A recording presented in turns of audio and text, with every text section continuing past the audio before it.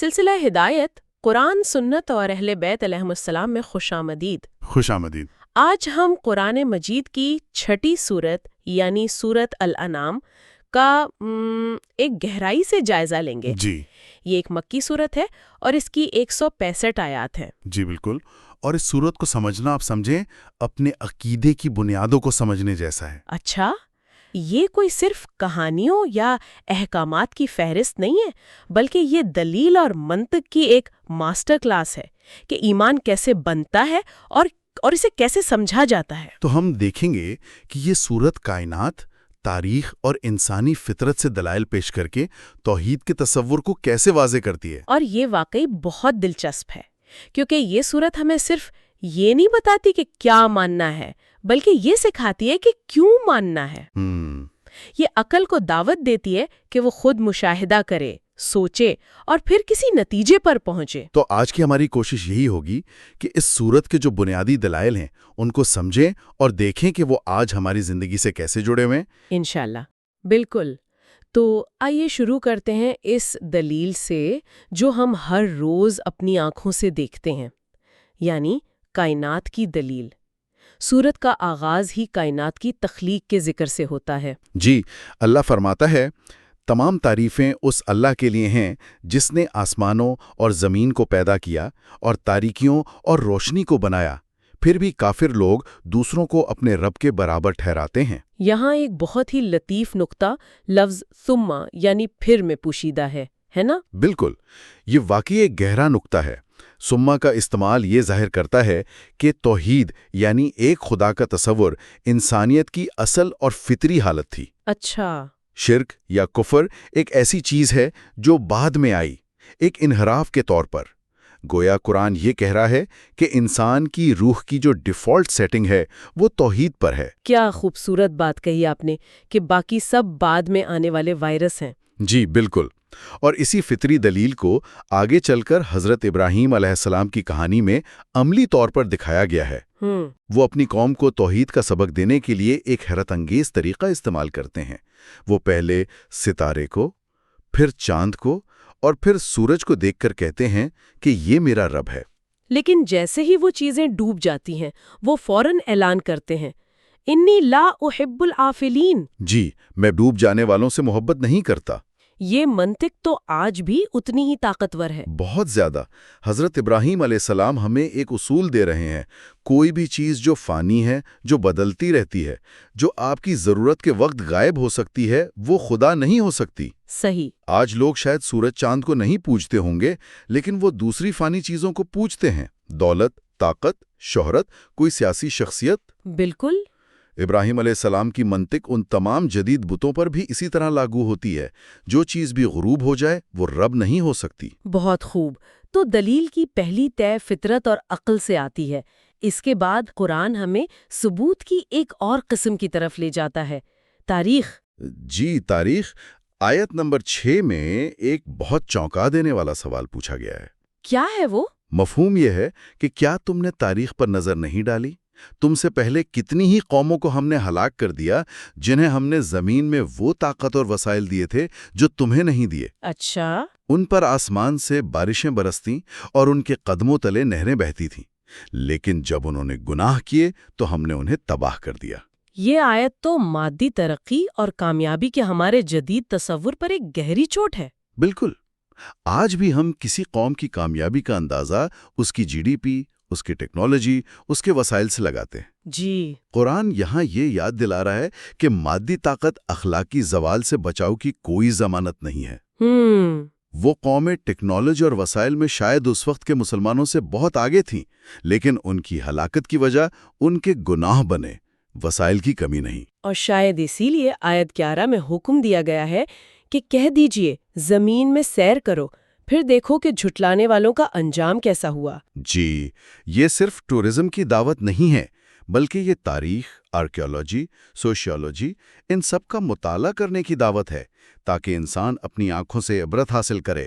تو فطرت اور تاریخ سے دلائل قائم کرنے کے بعد سورت ہمیں ایمان کے مرکز کی طرف لاتی ہے، اللہ کی رحمت اور اس کا انصاف۔ اور اس کا آغاز ایک ایسے اعلان سے ہوتا ہے جو شاید پورے قرآن میں سب سے زیادہ امید دلانے والے اعلانات میں سے ایک ہے۔ کون سا اعلان؟ آیت نمبر 12 میں اللہ فرماتا ہے، کتب علی نفسہ الرحمہ، اس نے رحمت کو اپنے اوپر لازم قرار دیا ہے۔ جی، یہ نہیں کہا کہ وہ رحم کرے گا، بلکہ یہ کہ اس نے اسے اپنے اوپر ایک ذمہ داری کے طور پر لکھ لیا ہے۔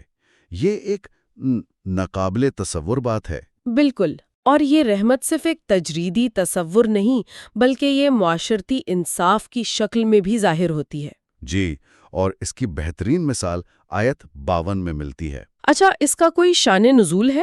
جی، ہوا یوں کہ قریش کے جو مغرور سردار تھے انہوں نے رسول اللہ صلی اللہ علیہ وآلہ وسلم سے کہا کہ اگر آپ اپنے غریب ساتھیوں جیسے حضرت بلال، حضرت عمار، حضرت صہیب کو اپنی مجلس سے ہٹا دیں تو ہم آپ کی بات سننے پر غور کر سکتے ہیں۔ استغفر اللہ۔ تو اس پر اللہ کا 2 ٹوک حکم نازل ہوا۔ بالکل۔ حکم آیا کہ ان لوگوں کو ہرگز دور نہ کریں جو صبح و شام اپنے رب کو پکارتے ہیں، اگر آپ نے ایسا کیا تو آپ کا شمار ظالموں میں ہو جائے گا۔ یہ اسلام کا سماجی انقلاب ہے، یہ صرف ایک آیت نہیں، یہ تو ایک منشور ہے۔ صحیح کہا، اس نے انسانی قدر کا معیار دولت اور نسب سے ہٹا کر کردار اور ایمان پر رکھ دیا، اور اگلی ہی آیت میں حکم ہے کہ جب یہ لوگ آئیں تو انہیں سلام علیکم کہو۔ یہ ان کی عزت نفس کو بحال کرنا تھا۔ بالکل۔ اور اسی رحمت اور انصاف کے تصور کی توسیع ہمیں جانوروں کے بارے میں بھی ملتی ہے۔ جی، آیت 38 ایک ایسی آیت ہے جس پر اگر انسان غور کرے تو اس کا دنیا کو دیکھنے کا نظریہ ہی بدل جائے۔ کیا فرمایا گیا ہے اس میں؟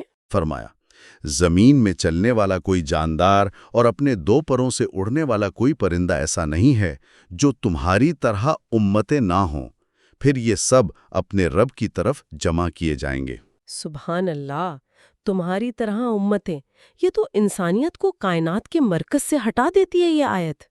جی، یہ صرف جانوروں کے حقوق کی بات نہیں ہے، یہ کائناتی حقیقت کا بیان ہے کہ ہماری طرح ان کی بھی کمیونٹیز ہیں، ان کے بھی معاشرتی نظام ہیں اور ان کا بھی حشر ہوگا۔ یہ 7ویں صدی میں ایک انقلابی سوچ تھی، اور آج بھی مطلب انسانیت کے مرکز میں رہنے والی دنیا کے لیے ایک بہت بڑا چیلنج ہے۔ بالکل۔ تو ہم نے دیکھا کہ سورت کس طرح منطق، تاریخ اور اخلاقیات سے اپنی دلیل قائم کرتی ہے، لیکن بعض اوقات صحیح نتیجے پر پہنچنے کے لیے متن کو صحیح طریقے سے پڑھنا بھی ضروری ہوتا ہے۔ جی، یہ بہت اہم نکتہ ہے۔ آیت 26 ایک ایسی مثال ہے جس کی غلط تشریح کر کے تاریخ کی ایک عظیم شخصیت رسول اللہ صلی اللہ علیہ وسلم کے محافظ اور چچا حضرت ابو طالب علیہ السلام کے ایمان پر سوال اٹھایا گیا۔ جی، آیت کہتی ہے، اور یہ لوگ دوسروں کو اس قرآن سے روکتے ہیں اور خود بھی اس سے دور رہتے ہیں۔ اور کچھ لوگوں کا دعویٰ ہے کہ یہ آیت حضرت ابو طالب علیہ السلام کے بارے میں ہے۔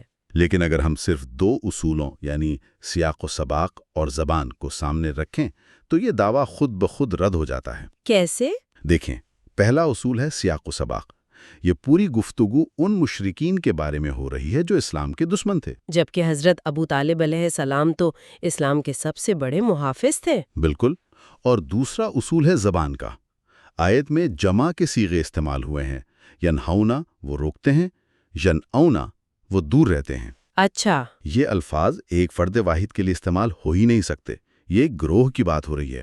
اور یہ صرف گرامر کی بات نہیں ہے، یہ ہمیں قرآن فہمی کا ایک اہم اصول سکھاتا ہے کہ کسی آیت کو اس کے سیاق و سباق سے کاٹ کر من مانے نہیں پہنائے جا سکتے۔ جی، اس کے علاوہ حضرت ابو طالب علیہ السلام کی پوری زندگی، ان کے اشعار اور شعب ابی طالب میں ان کی قربانیاں سب ان کے ایمان کی گواہی دیتی ہیں۔ یقیناً۔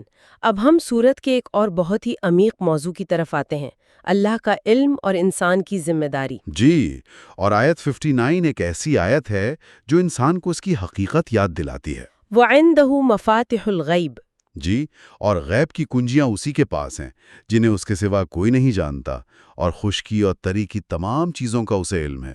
اور کوئی پتا نہیں جھڑتا مگر یہ کہ وہ اسے جانتا ہے۔ اور زمین کی تاریکیوں میں کوئی دانہ ایسا نہیں ہے اور نہ کوئی تر اور خشک چیز ہے جو ایک روشن کتاب میں درج نہ ہو۔ یہ کائنات کے علم کا ایک ناقابل یقین پیمانہ ہے۔ بالکل، یہ صرف بڑی بڑی چیزوں کا علم نہیں بلکہ گرتے ہوئے پتے کا، زمین کی تاریکی میں چھپے ایک دانے کا علم بھی ہے۔ اور جب اللہ کا علم اتنا کامل ہے تو پھر انسان کی جواب دہی کا تصور خود بخود واضح ہو جاتا ہے۔